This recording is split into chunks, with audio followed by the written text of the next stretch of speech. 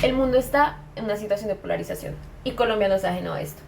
Hoy hay una gran fragmentación, resultado de tensiones internas de la ciudadanía entre diferencias ideológicas de izquierda y derecha, sumada a la insatisfacción y pérdida de confianza en la democracia, que según el Colombian Risk Analysis es resultado de una desconfianza en la democracia que ha bajado desde el 2004 al 2025 de 74% a un 51%.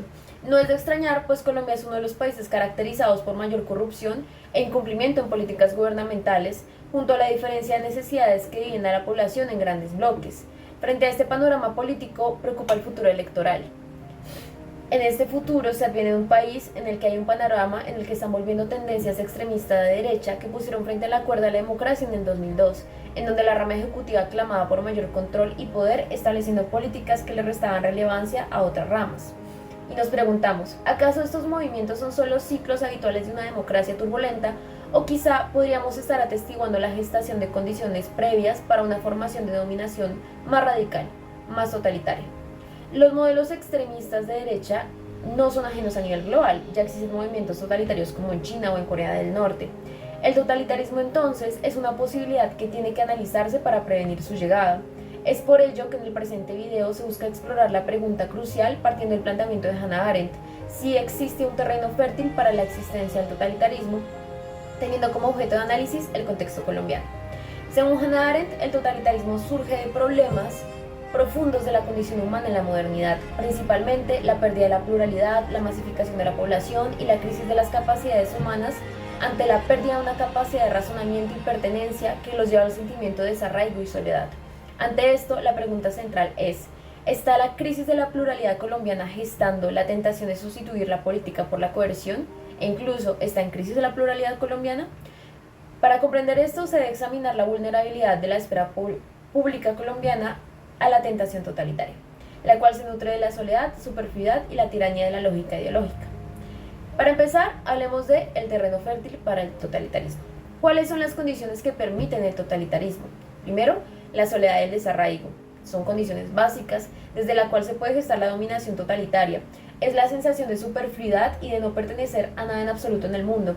Ante esto, el totalitarismo ofrece una especie de escape suicida a esa realidad, brindando una diferente que no tiene que estar sustentada en la verdad o en el sentido común, sino que se puede actuar frente a una idea, a la lógica de una idea que se denominará ideología. Además, se necesita que exista la mentalidad de masas.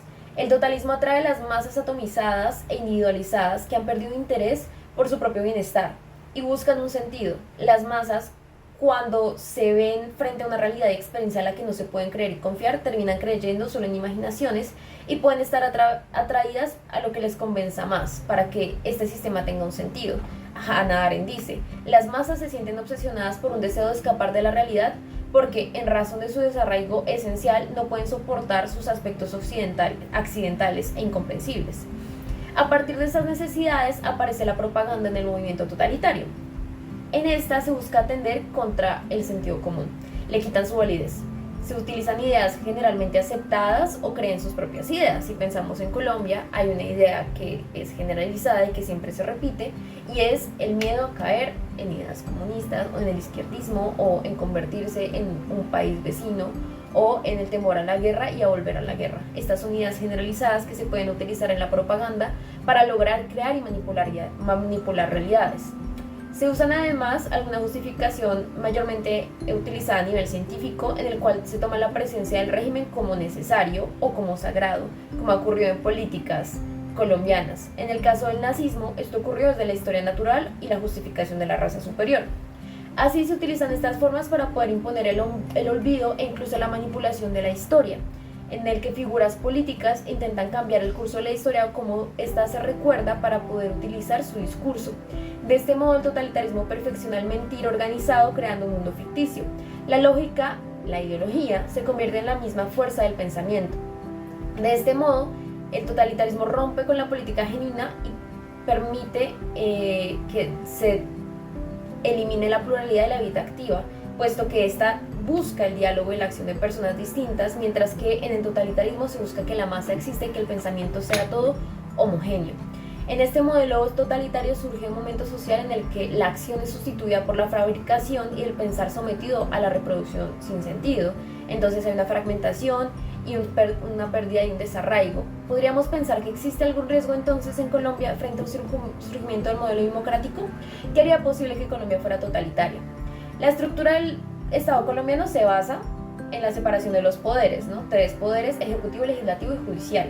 Esto permite garantizar que hayan pesos y contrapesos que impidan que caiga el poder más en un lado que en otro.